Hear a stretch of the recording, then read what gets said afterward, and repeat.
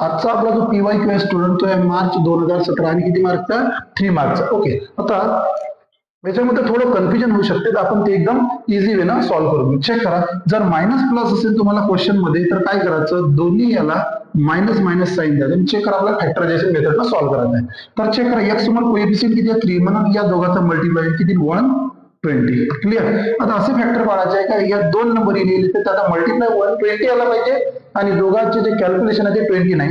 तर इथे आपल्याकडे 24 into 5, 24 into 5, तर 24 into 5 तुम्हाला 120 आले ना, मायनस 24 आणि मायनस 5 किती आपल्याजवळ -29. इथे मी लावला x आणि इथे सुद्धा लावला x. तर फॅक्टर काय पडेल आता चेक करा, 3x² minus 24x okay minus 5x plus 4t equal to 0. तर यामध्ये कॉमन काढू, यामध्ये दोघांमध्ये कॉमन येते आपल्याजवळ 3x आणि इथं ब्रॅकेट मध्ये घेऊ मायनसचं साईन.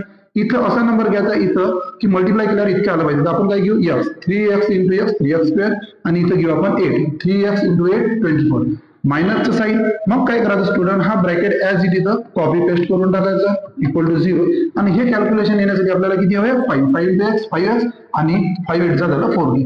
जे 2 टाइम्स आले ते 1 टाइम्स घेऊ आपण x minus 8 इक्वल टू 0 आणि दुसरे तुमच्याकडे 3x minus 5 इक्वल टू 0. तर आन्सर येईल आपल्याकडे x इक्वल टू हा निगेटिव्ह आहे तर पॉझिटिव्ह बनेल तुमचा.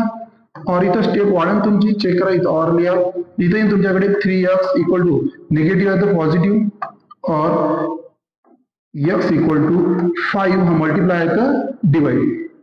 इथे आपले दोन्ही आन्सर आलेले आहे स्टुडंट. कन्फ्युजन आपण ते जास्तीत जास्त याच्यामध्ये तुमचं दूर करून जास्तीत जास्त मार्क वाढवण्याचा प्रयत्न करू. थँक्यू.